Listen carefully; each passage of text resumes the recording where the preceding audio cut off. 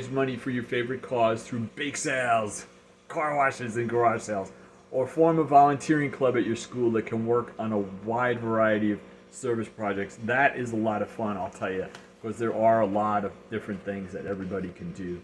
Now, let's listen to some do's and don'ts of successful volunteering.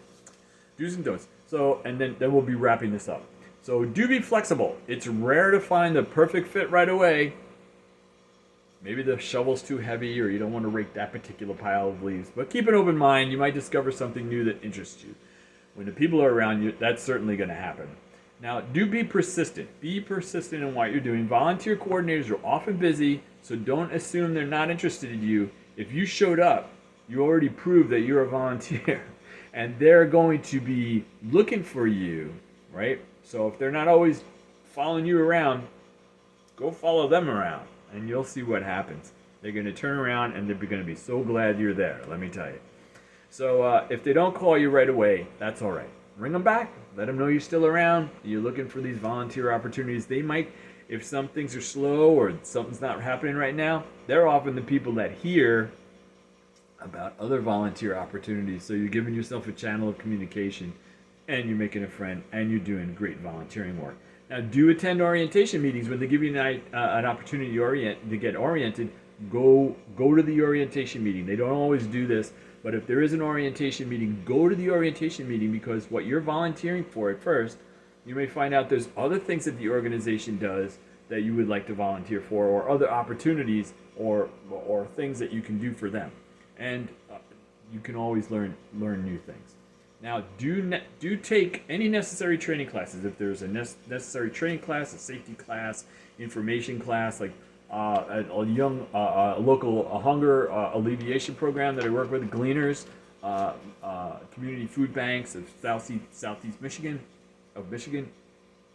they have training programs for people that go and type in on the computers information to register people when they need to get some emergency food. So there's a training program there to teach you how to use the computer, teach you how to use the software, and interact with the people.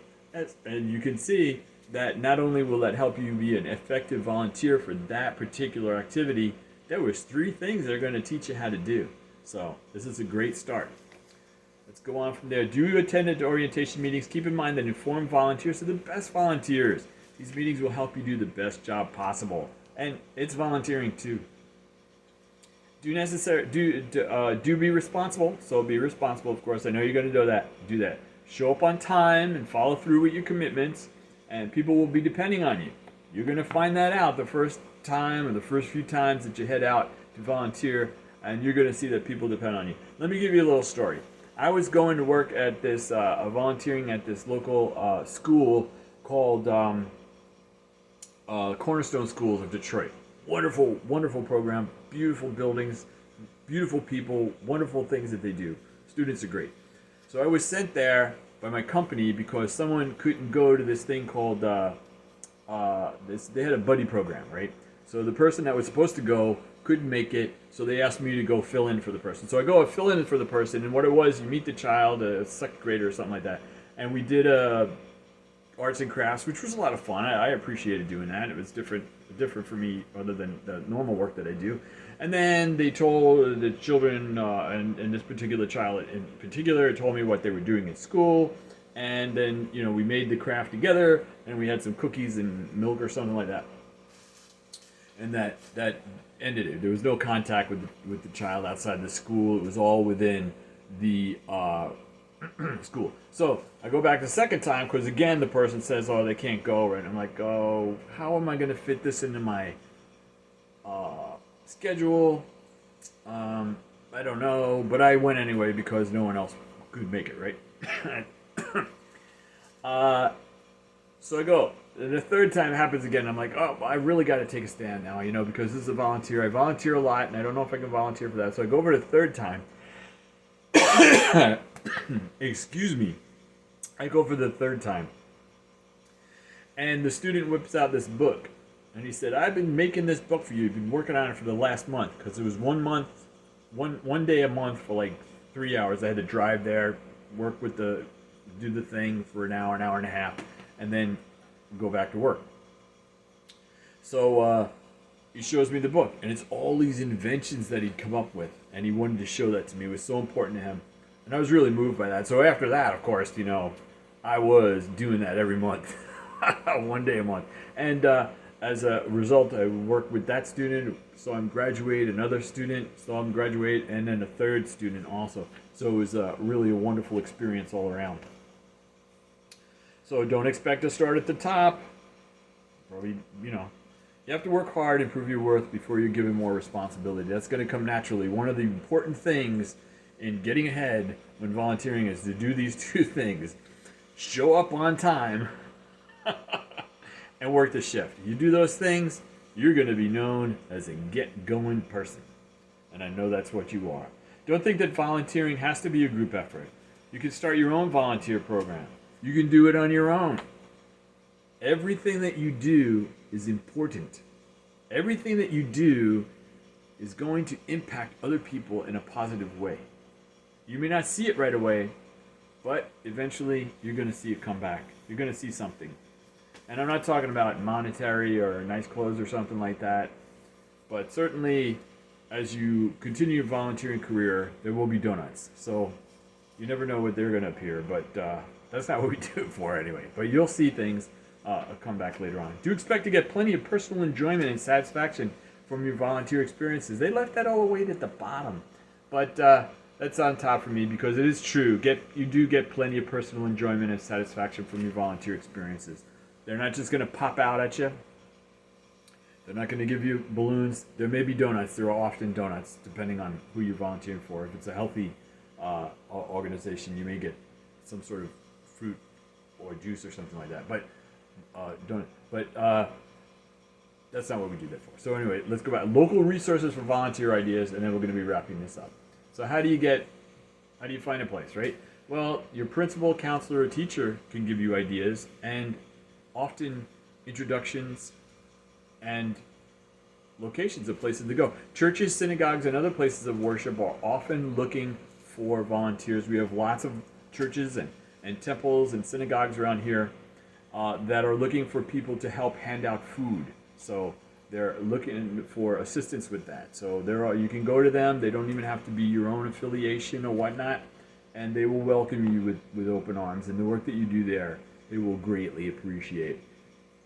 And then there's organizations such as the United Way and all their affiliates. They got like thousands and thousands of affiliates, and they'll be able to give you an idea of where you can go volunteer. In fact, you could just call the United Way and say, I'm looking to volunteer, and I want to volunteer, blah, blah, blah, blah, blah, and I would prefer to have donuts. And they will go and give you some suggestions. They often have donuts too, United Way, by the way. You can find out from your mayor's office. Write a letter to your mayor's office or your city, whoever's running your city there. Some people have supervisors, some people have managers. But write to your mayor's office or city council and find out what opportunities are there. And they're going to give you some good opportunities for you. Civic services groups, we already talked about that, like the Elks, Rotaries, Kiwanis, Lions. They're always doing something and they need your help. Local arts centers and community theaters are a good place to find volunteer opportunities. Food pantries, shelters for domestic violence and the homeless, zoos, animal shelters, conservation groups, hospitals, hospices, nursing homes, residential facilities for disabled persons or abused children. I'm not laughing about that. I'm laughing about something that somebody said last night about the way that you say things, and I won't go into depth there. But newspaper, television, and radio give you ideas, schools and libraries, and local community and volunteering centers. And I'm looking at the time here. Wow, we've gone on long. If you stayed to the end, you are a volunteer leader right there. Okay, let's see what it says on the bottom here. We hope this booklet has given you some ideas for volunteer service and information on where to find organizations in need of young volunteers. There's little doubt that your help is needed. It is needed right now. Right now. Whether in your school, your neighborhood, or city, or through your place of worship. And already we discussed opportunities to have wider impacts even. But believe me, whatever you do, whether it's in your front yard, or your living room, or down the street, or across the city, what you do is very important, and it's going to have a wide-ranging positive impact on the lives of others. And they are going to be greatly appreciative to you. And I certainly will be also. If you're still stumped, There are some national service organizations on the next page, and I'll just go through them real quickly. That was from Mr. Strangfeld. He's the chairman and chief executive officer of Prudential Financial. So thank you very much, Prudential Financial. So there's a list of some organizations. I'm just going to read their names, and you can find, if this is in Facebook, you'll see the booklet down below in the comments, and I'll see what I can do about getting that into YouTube. So, national organizations with information for young volunteers. The Prudential Spirit of Community Initiative. The Prudential Spirit of Community Initiative. The next one is Corporation for National and Community Service. Corporation for National and Community Service. The next one is America's Promise. America's Promise. You can Google all this stuff, right? And the next one is Points of Light Institute and Hands-On Network. Points of Light Institute and Hands-On Network. Next is Generation On. One word, Generation On. The next one is Do Something. That's pretty direct. The Do Something organization. And then the next is the Volunteer Match. Volunteer Match. And finally, Youth Service America. Youth Service America. Thank you so much for taking the time to listen to this. I hope you read through the booklet, and I hope you have a wonderful time volunteering. And if you want to volunteer right away, you can always contact me. I'll give you some volunteering opportunities immediately. Thank you very much, and have a great day.